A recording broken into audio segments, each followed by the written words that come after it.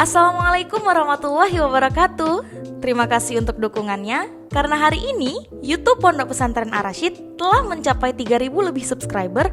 Dan untuk merayakannya, kami mengeluarkan segmen terbaru di YouTube channel Ar-Rasyid yang kami beri nama Ar-Rasyid Newsroom. Segmen yang akan menyajikan info terkini dan insya Allah akan bermanfaat buat kita semua. Salah satu hal yang paling sering kita temui di bangku perkuliahan yaitu mahasiswa salah jurusan. Ada banyak faktor penyebab seseorang bisa salah jurusan. Bisa jadi karena paksaan orang tua, kurang riset, ngikutin gebetan, atau mau numpang keren doang, padahal sebenarnya gak ada minat sedikit pun di jurusan yang dia pilih. Di video kali ini, kami mengupas tuntas permasalahan salah jurusan dan akan membagikan tips untuk kalian yang sedang dalam situasi galau memilih atau yang sudah terlanjur salah jurusan. Hasil riset Indonesia Career Center Network atau ICCN menunjukkan sebanyak 87% mahasiswa di Indonesia mengakui jurusan yang diambil tidak sesuai dengan minat mereka. Dampaknya, mahasiswa tidak menyelesaikan pendidikannya tepat waktu alias ngaret, lulus dengan IPK pas-pasan, bahkan berhenti di tengah jalan. Selama pengerjaan episode ini, kami sempat melakukan diskusi dengan beberapa mahasiswa berprestasi yang berkuliah di luar dan di dalam negeri.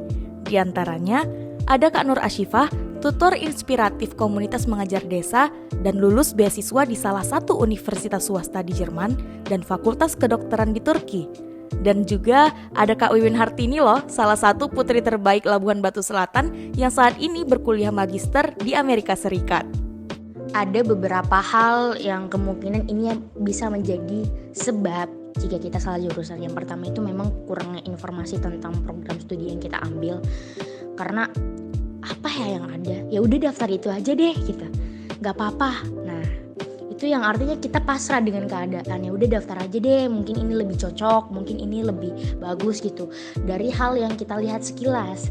Lalu kita lupa bagaimana cara kita meriset. Nah, kita tidak bertanya, kita tidak berkonsultasi dengan guru-guru.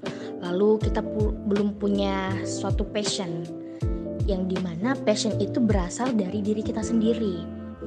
Jadi kita bisa tentukan dulu nih sebenarnya apa sih yang menjadi minat serta passion kita, yang nantinya kita bisa pengaruhi di kehidupan kita sehari-hari dan juga bisa berpengaruh pada masa depan kita. Yang pertama itu sebenarnya sering mahasiswa itu kurang preparation, yang salah jurusan apalagi contohnya ya. Karena gini, ketika kita SMA kita itu terlalu fokus di bagian IPA, IPS dan jalur setelah SMA itu kuliah gitu. Sementara yang penting itu adalah ketika kita SMA dan kita tahu bahwa kita pengen kuliah, sebenarnya kita itu harus benar-benar open minded dan benar-benar mencari tahu diri kita itu tertariknya sama topik-topik apa, permasalahan apa, dan pekerjaan apa yang kita inginkan setelah kita tamat kuliah nanti. Kami menarik kesimpulan, ada beberapa faktor penyebab mengapa mahasiswa sering salah jurusan. Di antaranya, kurang informasi dan riset tentang program studi, belum menemukan passion atau minat, ada paksaan dari orang tua, ikut-ikutan teman, dan pasrah karena sudah putus asa mencari jurusan yang menurutnya tepat. Pertanyaannya, apa yang menyebabkan poin-poin tadi terjadi dan siapa yang harus disalahkan?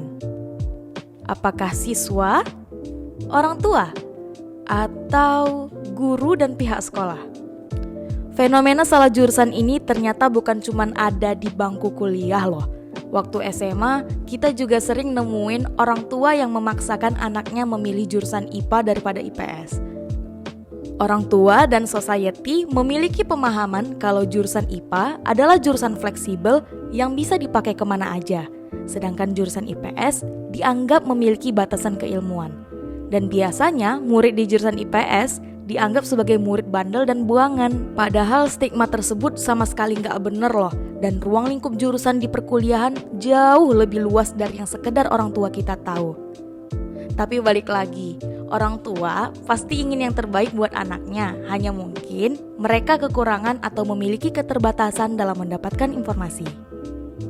Nah, ini menjadi tugas adik-adik yang ingin kuliah nih, memberikan pemahaman kepada orang tua.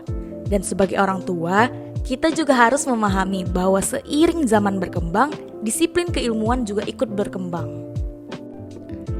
Lalu, selain orang tua, siapa lagi yang perlu diberi evaluasi terkait permasalahan ini?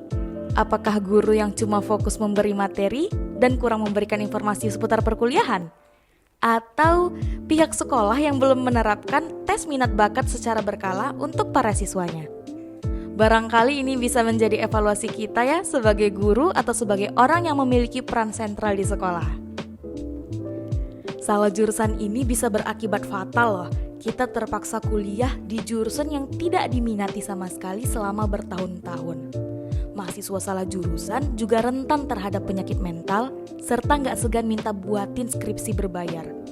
Alhasil, tanpa disadari, kita melahirkan generasi yang kurang siap di dunia kerja, serta melanggengkan sistem suap-menyuap sejak di bangku perkuliahan. Nah, berikut tips untuk adik-adik yang masih struggling dalam mencari jurusan yang tepat. Yang pertama, cari tahu passion kamu sejak dini dengan cara mengikuti tes minat bakat yang disediakan di sekolah kalian. Kemudian, mulai cari informasi seputar dunia kampus. Zaman sekarang segala hal mudah diakses kok, termasuk informasi seputar universitas dan kurikulum yang diterapkan. Cari tahu juga peluang pekerjaan yang bisa kamu dapatkan setelah lulus kuliah. Dan jangan lupa minta restu orang tua ya. Beri pemahaman dan informasi seputar jurusan yang kamu pilih secara baik-baik.